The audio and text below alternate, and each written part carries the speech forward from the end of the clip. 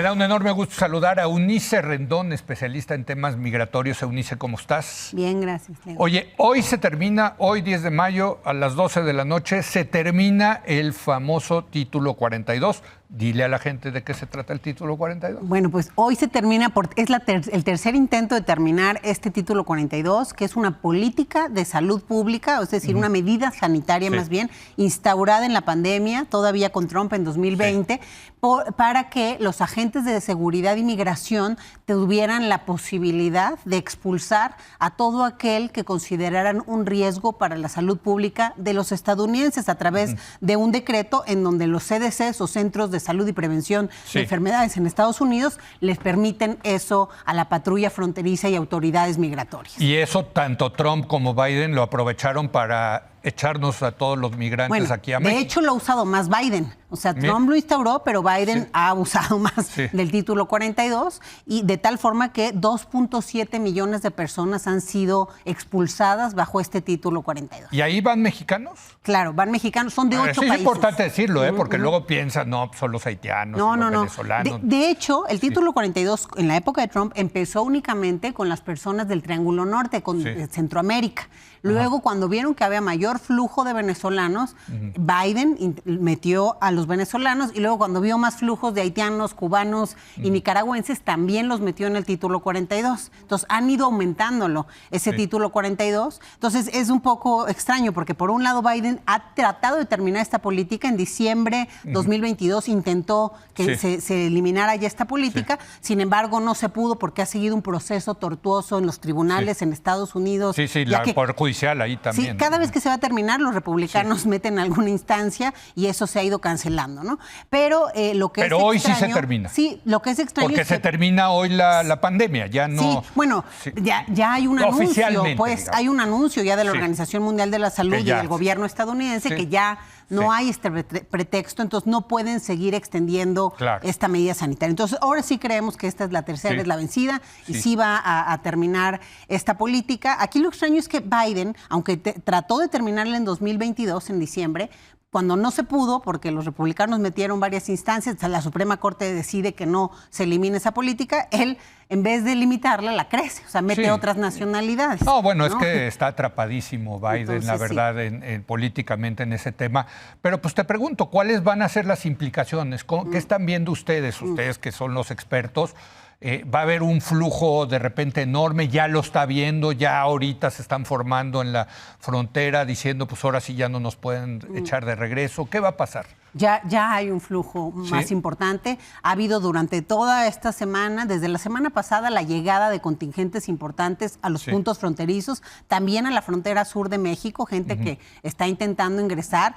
Incluso ahorita estaba hablando hace unos minutos con una persona que quiere emigrar y los engañan. En realidad él me decía, no, ya me dijeron que yo voy a llegar y sí voy a pasar rápido porque ya tienen un papel para mí de asilo. Y le digo, pues tú, ¿por qué vas a hacer asilo político? A Estados Unidos. Entonces engañan. Los traficantes engañan a las personas diciéndoles que van a poder ingresar y de verdad les inventan todo tipo de cosas que se la creen y entonces van hacia la frontera y eso pues va a hacer que haya otra vez una concentración, que de por sí ya hay una concentración en la frontera norte. Los echaron de regreso a México, los que no eran mexicanos, pues se quedaron ahí muchos de la frontera. Que fueron cientos de personas cada día, o sea, desde que tenemos ese Título 42 en 5 puntos fronterizos. Entonces, que además, dicho sea de paso, son las ciudades con también problemas de seguridad importantes en la frontera. Entonces, lo que va a haber es una gran concentración de personas que van a intentar ingresar. Estados Unidos ha estado anunciando diversas medidas, los centros de procesamiento migratorio en Guatemala y Colombia, para que sea desde ahí que busquen el asilo, el refugio o cualquier instancia por la vía legal. ¿Qué va a hacer Estados Unidos? Porque sé que, por ejemplo, el propio presidente Biden mandó a la Guardia Nacional. Esa es la segunda medida. A ver, ¿qué va a pasar? Porque evidentemente pues, se va a dejar venir la ola, ¿no?, de migrantes.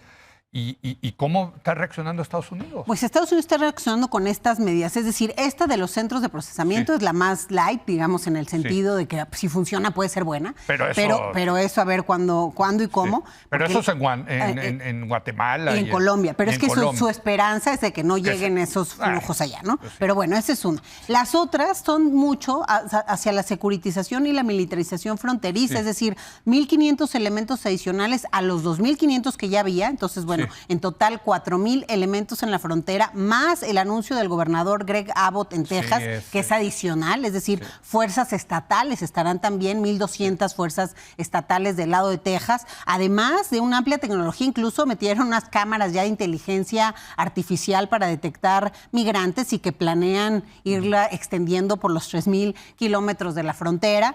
También hay amenazas, es decir, si tú te atreves a cruzar a partir del 12 de mayo, lo dijo el propio secretario Mayorkas, va a haber mayores castigos y no vas a poder ingresar a Estados Unidos por los siguientes 5 años. Y si aún así vuelves a intentarlo, entonces hay medidas penales. También ha estado activo, pero pues han utilizado más el título 42 porque es más fácil y más barato, pero se reactiva para usarse más el título 8, que es la deportación tradicional, digamos. Esa tiene que seguir un proceso en las 56 cortes. Por eso, pero a ver, la gente que se quiere cruzar ahorita a Estados Unidos, pues los que se cruzan y no los agarran, pues ya se fueron y van a Carolina del Norte y a Montana, ¿no? Los que sí los agarran, ¿qué va a pasar? Pues ahí es donde prometen castigos más grandes, es decir, o sea, pero, ¿los van a expulsar? No los pueden meter a la cárcel, los meten a estos centros de... Son los centros de detención migratoria. Exacto. Entonces hay dos posibilidades. Que son como cárceles. Sí, y son horribles. Hay una parte que le llaman el refrigerador, etc. Entonces, bueno, hay dos posibilidades para esos migrantes ahorita. Bueno, la primera es que puedan, se metan a un centro de detención migratoria, si no tienen documentos ni ninguna prerrogativa humanitaria, etcétera, bueno, puedan ser deportados por título 8 y que sea un proceso el que sigan hasta su deportación. Eso puede tardar mucho porque justamente las cortes están saturadas. Tienen más de 2 millones de casos pendientes. Bueno, imagínate. Entonces, y mientras se quedan ahí en el centro. Y los mantiene el contribuyente americano. Pues sí, los tienen ahí en estos centros de detención, ¿no? Pero que no están en buenas condiciones. Y la otra opción que también esa preocupa y no entendemos muy bien cómo va a ser el detalle, es que Estados Unidos y México, en esta reunión que hubo con el presidente y la asesora de seguridad, parece que platicaron la posibilidad, y ya lo anunciaron, de un programa humanitario, es lo único que mencionaron, a través del cual van a seguir regresando a personas que no son mexicanas a México. Entonces, pues, que era una de las, digamos, de uno de los factores positivos para México era que ya no nos iban a regresar gente de otros lados. Y ahora resulta que hay este programa que no sabemos muy bien bajo qué prerrogativas legales ni... O sea, ya les gustó echarnos a los migrantes aquí a México. Esa es la parte más preocupante, creemos nosotros desde aquí. Y lo peor, lo que tú estás diciendo es que el gobierno mexicano pues, lo acepta. Bueno, lo acepta porque consigue otra cosa a cambio. Pues ¿no? ojalá que sí esté consiguiendo otras cosas, ¿no? Yo creo que la llamada de ayer es importante. Es decir, en esa llamada de Biden con el presidente López Obrador, yo espero, porque algunas de las cosas que sacaron en los comunicados, que hayan acordado también un mecanismo de ayuda de Estados Unidos a México, de colaboración en esto, que debe haber una corresponsabilidad. Entiendo que México dice, no, nosotros no queremos que nos manden lana, que nos manden dinero. Pero está el acuerdo bicentenario que ya tiene ahí un mecanismo, o sea, ya tienen el mecanismo, lo pusieron el tema de migración. Pero claro que debemos de aceptar que si ellos nos mandan los migrantes... No solo aceptar, exigir eso, ¿no? Exigir, claro, oiga, pues para que tengan centros dignos, no esta porquería que tenían en Ciudad Juárez y que acabó con la vida de 40 migrantes. Pero que además ese era un centro también como de detención migratoria, pero en realidad quien se encarga de toda esta concentración migrante, pues ni siquiera es el gobierno, es la sociedad civil, o sea, en su mayoría, sociedad civil, los religiosos y algunos gobiernos locales. Entonces, ese dinero o esos recursos serían muy útiles